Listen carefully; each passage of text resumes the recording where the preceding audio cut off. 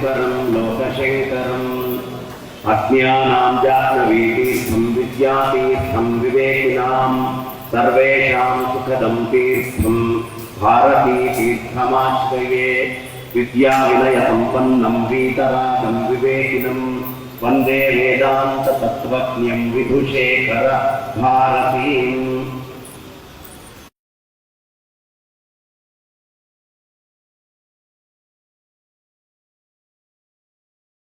చతుర్థయతే ధార్యతే మహీ సభాకల్పతరం వల్లే చాలా విశేషమైనటువంటి రోజు వాళ్ళ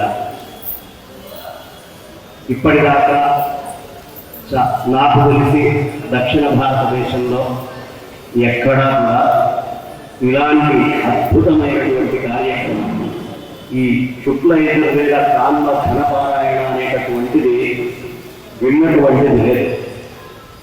నేను అనుకోవటం బహుశా విద్యారణ్య స్వామి వారు విజయనగర సామ్రాజ్య స్థాపన చేసి వేదభాష్యం రాసేటటువంటి రోజుల్లో ఈ ప్రాంతానికి చెందిన వారు కాబట్టి అప్పుడు ఏమైనా విశేషంగా జరిగి ఉండొచ్చు, ఆ తర్వాత ఎక్కడైనా ఉండొచ్చు. కానీ ప్రముఖంగా చాలా కాలం తర్వాత మళ్ళీ ఈ గడ్డ మీద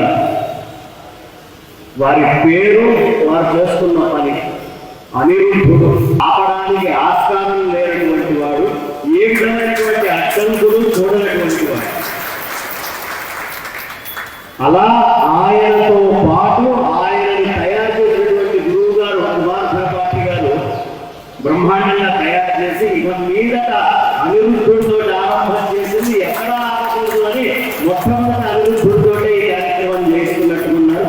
గట్టిగా ముందు గురువు గారికి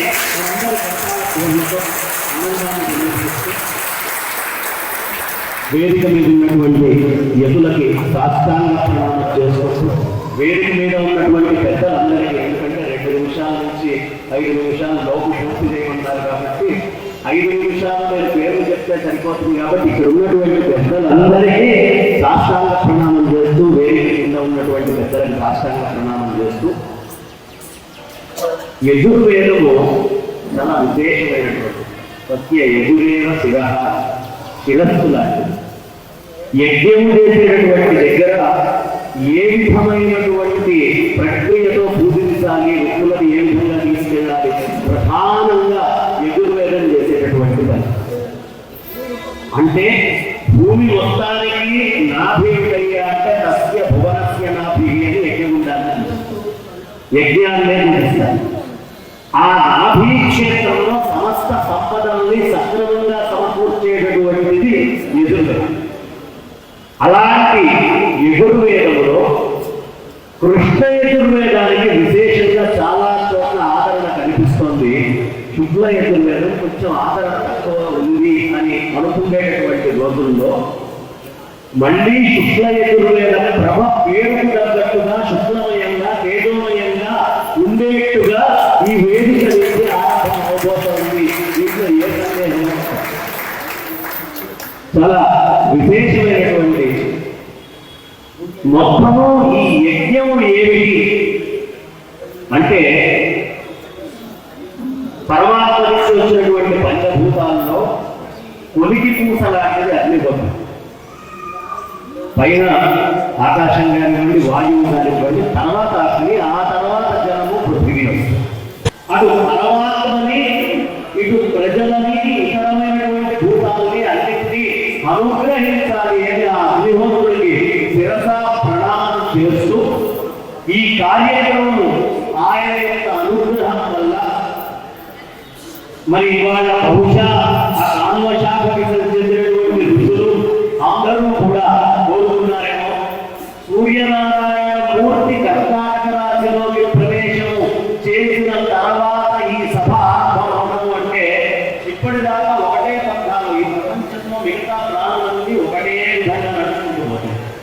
ఈ ప్రపంచంలో విభిన్నంగా నడిచేటువంటిది ఏదైనా ఉంది అంటే కర్కాటక. అది అన్ని వెళ్ళే దారిలో వెళ్ళదు, చాలా విభిన్నంగా వెళ్తుంది. అది వెళ్ళేటట్టుగా ఇప్పుడు ఈ కలికాలంలో అందరూ వెళ్ళేటట్టుగా కాకుండా ఇవాళ అనిరుద్ధ శర్మ గారి ఒక ప్రక్రియ విశేషమైనటువంటి ప్రక్రియతో గమనం చేస్తూ మళ్ళీ ఆ సనాతనమైనటువంటి ఆ వేద రుచుల్ని వైదిక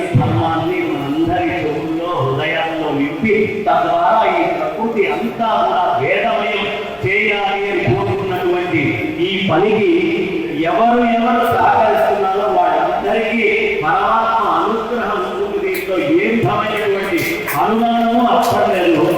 నాకు రాగానే నరేంద్ర కాపరే గారు వస్తే ఎక్కడ లేనటువంటి ఆనందం వేస్తుంది. వాళ్ళు ఎప్పుడు చూసినా ఏదైనా చేయాలన్నా ఏదైనా మాట్లాడాలన్నా చెప్పాలన్నా ఒక్కసారి ఫోన్ చేసి గురువు గారు ఏమిటి నేను తీసుకున్నటువంటి పంథా బాగానే ఉందా, వెళ్ళొచ్చా, సంకోచం కార్యండి అని ఆయన ఒక ధైర్యంగా వెన్నుదట్టి వెనకాల నుంచి చెప్తూ ఉంటారు. అలాంటి పెద్దలు ఈ సభని ఆరంభం చేస్తే సాక్షాత్తు వేదమే ఇక్కడ ఉన్నటువంటి మహానుభావులందరూ శివస్వరూపులే. కాబట్టి శివస్వరూపమైనటువంటి ఈ సభకి నమస్కరిస్తూ ఇందులో ఉన్నటువంటి ఒక్కొక్కరికి పేరున నేను శాస్త్రంగా ప్రణామం చేస్తూ ఈ కార్యక్రమం దిగ్విజయం కావాలని కోరుకుంటూ నా వాణికి విరాళాలు ఇస్తున్నాను. ఆఖరిగా ఈ సంస్థకి నేను ఇక్కడ వచ్చినప్పుడు మొట్టమొదటి అనుకున్నాను, రిక్తాస్త్రేణ మౌపేయ రాజానం దైవతం గురువు అని. ఇంత గొప్ప కార్యక్రమం చేసినటువంటి గురు సభకి నేను మా తత్వోత్సాహకులు ట్రస్ట్ సంస్థ తరఫున ఒక 10,000 రూపాయలు ఇచ్చిన వేదిక మీద అందించాలని కోరుకుంటున్నా. ఎందుకంటే సురేష్ శర్మ గారు ఇది ఆరంభం చేసినప్పుడు ప్రప్రథమంగా నా దగ్గరకు వచ్చి మాట్లాడినప్పుడు నా మనస్సు ఎంతో ఆనందానికి లోనింది. నేను ఇంకా చాలా మంది దాతల్ని